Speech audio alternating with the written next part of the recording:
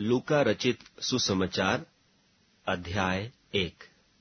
इसलिए कि बहुतों ने उन बातों का जो हमारे बीच में बीती हैं इतिहास लिखने में हाथ लगाया है, जैसा कि उन्होंने जो पहले ही से इन बातों के देखने वाले और वचन के सेवक थे हम तक पहुंचाया। इसलिए हे श्रीमान थियोफिलुस, मुझे भी यह उचित मालूम हुआ कि उन सब बातों का संपूर्ण हाल आरंभ से ठीक ठीक जांच करके उन्हें तेरे लिए क्रमानुसार लिखूं, कि तू यह जान ले कि वे बातें जिनकी तूने शिक्षा पाई है कैसी अटल हैं। यहूदियों के राजा हेरोदेस के समय अबिय्याह के दल में जकरिया नाम का एक याजक था, और उसकी पत्नी हारून के वंश की थी, जिसका नाम इलीशिबा था। और वे दोनों परमेश्वर के सामने धर्मी थे और प्रभु की सारी आज्ञाओं और विधियों पर निर्दोष चलने वाले थे। उनके कोई भी संतान न थी, क्योंकि इलीशिबा बांझ थी और वे दोनों बूढ़े थे। जब वह अपने दल की पारी पर परमेश्वर के सामने याजक का काम करता था, तो याजकों की रीति के अनुसार उसके नाम पर चिट्ठी निकली कि प्रभु के मंदिर में जाकर धूप जलाए। और धूप जलाने के समय लोगों की सारी मंडली बाहर प्रार्थना कर रही थी कि प्रभु का एक स्वर्गदूत धूप की वेदी की दाहिनी ओर खड़ा हुआ उसको दिखाई दिया। और जकरिया देखकर घबराया और उस पर बड़ा भय छा गया। परंतु स्वर्गदूत ने उससे कहा, हे जकरिया, भयभीत न हो, क्योंकि तेरी प्रार्थना सुन ली गई है, और तेरी पत्नी इलीशिबा से तेरे लिए एक पुत्र उत्पन्न होगा, और तू उसका नाम यूहन्ना रखना। और तुझे आनंद और हर्ष होगा, और बहुत लोग उसके जन्म के कारण आनंदित होंगे, क्योंकि वह प्रभु के सामने महान होगा और दाखरस और मदिरा कभी न पिएगा, और अपनी माता के गर्भ ही से पवित्र आत्मा से परिपूर्ण हो जाएगा। और इस्राएलियों में से बहुतेरों को उनके प्रभु परमेश्वर की ओर फेरेगा। वह एलिय्याह की आत्मा और सामर्थ में होकर उसके आगे आगे चलेगा, कि पितरों का मन लड़के बालों की ओर फेर दे, और आज्ञा न मानने वालों को धर्मियों की समझ पर लाए, और प्रभु के लिए एक योग्य प्रजा तैयार करे। जकरिया ने स्वर्गदूत से पूछा, यह मैं कैसे जानूं, क्योंकि मैं तो बूढ़ा हूं और मेरी पत्नी भी बूढ़ी हो गई है। स्वर्गदूत ने उसको उत्तर दिया कि मैं जिब्राइल हूं, जो परमेश्वर के सामने खड़ा रहता हूं, और मैं तुझ से बातें करने और तुझे यह सुसमाचार सुनाने को भेजा गया हूं। और देख, जिस दिन तक ये बातें पूरी न हो लें, उस दिन तक तू मौन रहेगा और बोल न सकेगा, इसलिए कि तूने मेरी बातों को जो अपने समय पर पूरी होंगी प्रतीति न की। और लोग जकरिया की बाट देखते रहे और अचंभा करने लगे कि उसे मंदिर में ऐसी देर क्यों लगी। जब वह बाहर आया तो उनसे बोल न सका, सो वे जान गए कि उसने मंदिर में कोई दर्शन पाया है, और वह उनसे संकेत करता रहा और गूंगा रह गया। जब उसकी सेवा के दिन पूरे हुए तो वह अपने घर चला गया।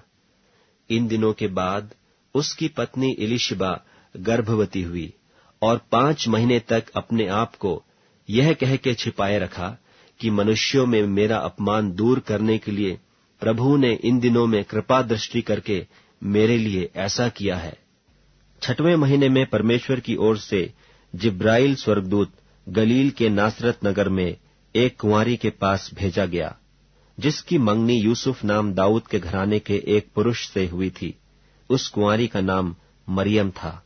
और स्वर्गदूत ने उसके पास भीतर आकर कहा, आनंद और जय तेरी हो, जिस पर ईश्वर का अनुग्रह हुआ है, प्रभु तेरे साथ है। वह उस वचन से बहुत घबरा गई और सोचने लगी कि यह किस प्रकार का अभिवादन है। स्वर्गदूत ने उससे कहा, हे मरियम, भयभीत न हो, क्योंकि परमेश्वर का अनुग्रह तुझ पर हुआ है। और देख, तू गर्भवती होगी और तेरे एक पुत्र उत्पन्न होगा। तू उसका नाम यीशु रखना। वह महान होगा और परम प्रधान का पुत्र कहलाएगा, और प्रभु परमेश्वर उसके पिता दाऊद का सिंहासन उसको देगा, और वह याकूब के घराने पर सदा राज्य करेगा, और उसके राज्य का अंत न होगा।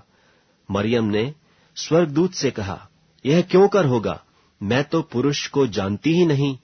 स्वर्गदूत ने उसको उत्तर दिया कि पवित्र आत्मा तुझ पर उतरेगा और परम प्रधान की सामर्थ तुझ पर छाया करेगी, इसलिए वह पवित्र जो उत्पन्न होने वाला है परमेश्वर का पुत्र कहलाएगा।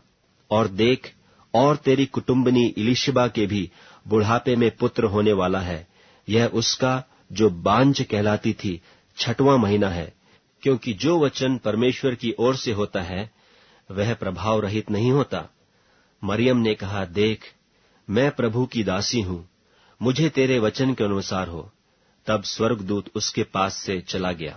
उन दिनों में मरियम उठकर शीघ्र ही पहाड़ी देश में यहूदा के एक नगर को गई और जकरिया के घर में जाकर इलिशिबा को नमस्कार किया।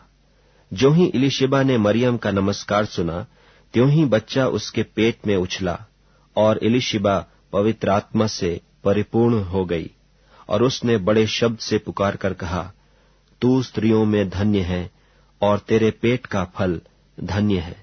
और यह अनुग्रह मुझे कहां से हुआ कि मेरे प्रभु की माता मेरे पास आई।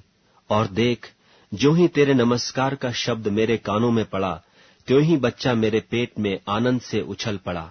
और धन्य है वह जिसने विश्वास किया कि जो बातें प्रभु की ओर से उससे कही गईं वे पूरी होंगी। तब मरियम ने कहा, मेरा प्राण प्रभु की बड़ाई करता है और मेरी आत्मा मेरे उद्धार करने वाले परमेश्वर से आनंदित हुई, क्योंकि उसने अपनी दासी की दीनता पर दृष्टि की है। इसलिए देखो, अब से सब युग युग के लोग मुझे धन्य कहेंगे, क्योंकि उस शक्तिमान ने मेरे लिए बड़े बड़े काम किए हैं और उसका नाम पवित्र है। और उसकी दया उन पर जो उससे डरते हैं पीढ़ी से पीढ़ी तक बनी रहती है। उसने अपना भुजबल दिखाया और जो अपने आप को बड़ा समझते थे उन्हें तितर बितर किया। उसने बलवानों को सिंहासनों से गिरा दिया और दीनों को ऊंचा किया। उसने भूखों को अच्छी वस्तुओं से तृप्त किया और धनवानों को छूछे हाथ निकाल दिया।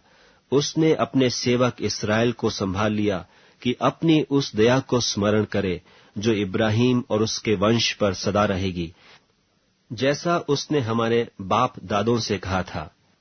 मरियम लगभग 3 महीने उसके साथ रहकर अपने घर लौट गई। तब इलिशिबा के जन्ने का समय पूरा हुआ और वह पुत्र जनी। उसके पड़ोसियों और कुटुंबियों ने यह सुनकर कि प्रभु ने उस पर बड़ी दया की है, उसके साथ आनंदित हुए। और ऐसा हुआ कि 8वें दिन वे बालक का खतना करने आए और उसका नाम उसके पिता के नाम पर जकरिया रखने लगे।